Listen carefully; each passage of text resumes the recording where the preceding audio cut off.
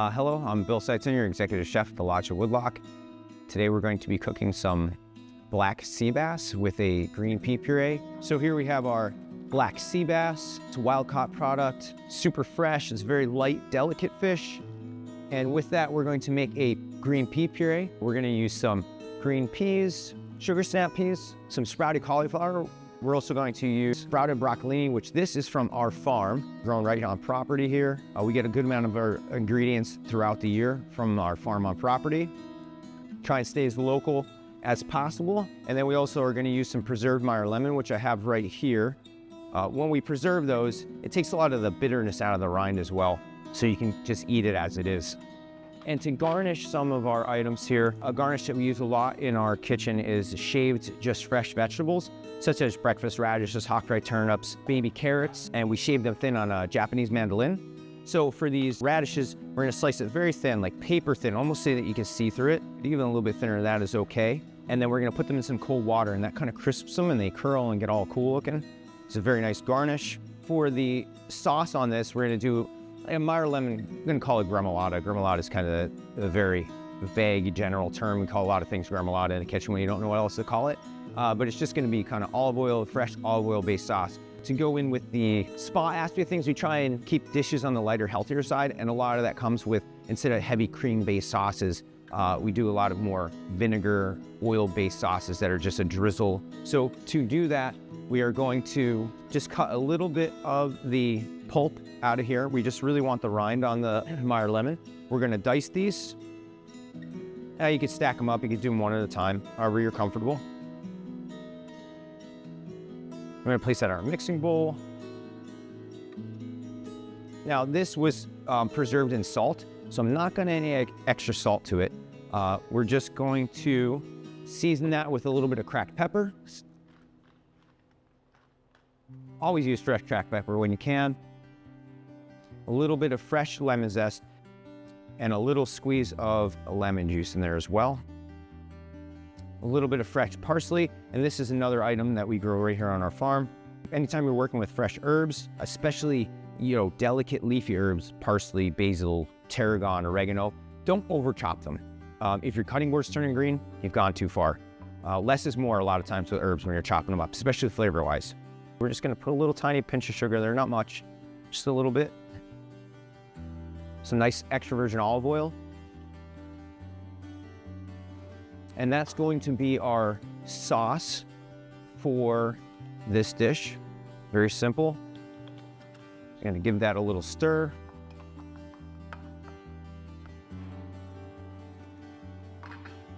So we're gonna start our pea puree here. Just plain green peas frozen. We're gonna make this in the Vitamix. The Vitamix, it's a high power blender. You need to have enough in there to cover the blade or it won't blend very well. And we're just gonna we just wanna get the peas hot. It blends, it emulsifies better when it's hot.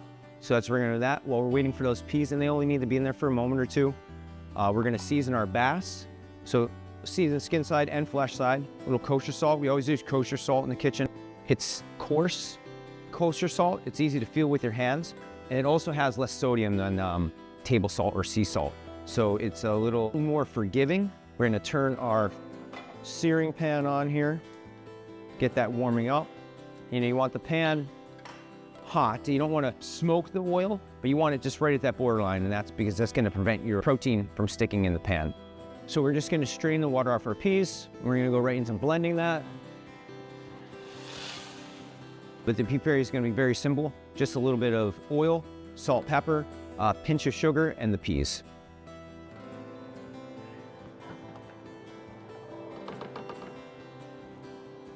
So again, to season that, a little pinch of sugar, some salt, and some cracked pepper. Some oil.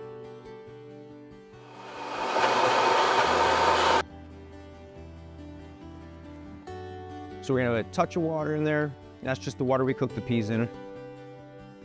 Needs a little bit more oil. Now you don't wanna make this overly thin. You do want some body to it. But the peas are pretty starchy. So as they sit, they will thicken a little bit more as they sit there as well. So you can go a little on the thinner side, but you want enough that when you put it on the plate, it has body and stands up on the plate. So pea puree, if we can see, it's very nice and smooth and silky. That's what we're looking for. So we're just gonna leave that in the pitcher. Now, if you were going to make this ahead of time, you could cool it down. You wanna cool it down quickly because that's what's gonna keep it green, but we're gonna use it right away. So I'm just gonna set that off on the side for a moment. We're gonna get a little bit more water because we're going to blanch our sprouted cauliflower and broccolini that we're gonna put on the dish. So we have our pan preheated. We're gonna add our oil. When you sear fish specifically, you really want a decent amount of oil in the pan. You don't want to skimp on the oil. It's gonna help cook the fish more evenly. You're gonna get a nicer brown around the edges, and it helps to not stick. Just to that point where it's almost smoking. So always lay fish away from you, or any item into hot oil, lay it down away from you. I'm gonna add on top of here fish weights, and these keep the fish flat so you get a nice golden brown. So now I see a little browning around the edge of the fish, so I'm gonna turn that down a little bit because I want that to have a little more time to cook. And again, this is a thin, white, flaky fish. It's gonna cook relatively quickly, and we will finish that completely in the pan. So while the fish is searing, we're gonna blanch our broccolini and cauliflower.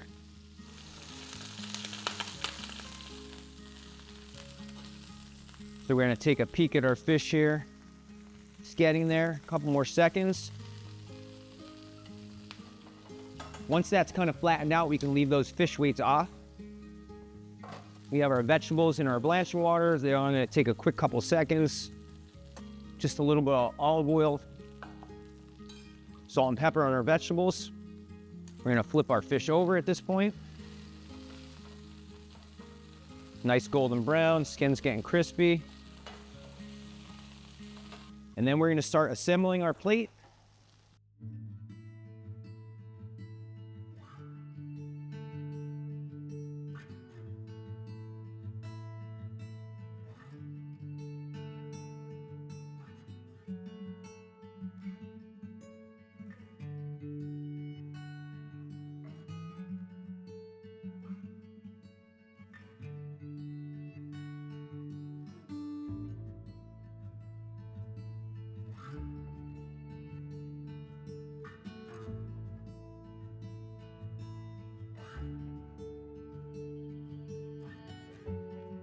And there is our finished black sea bass.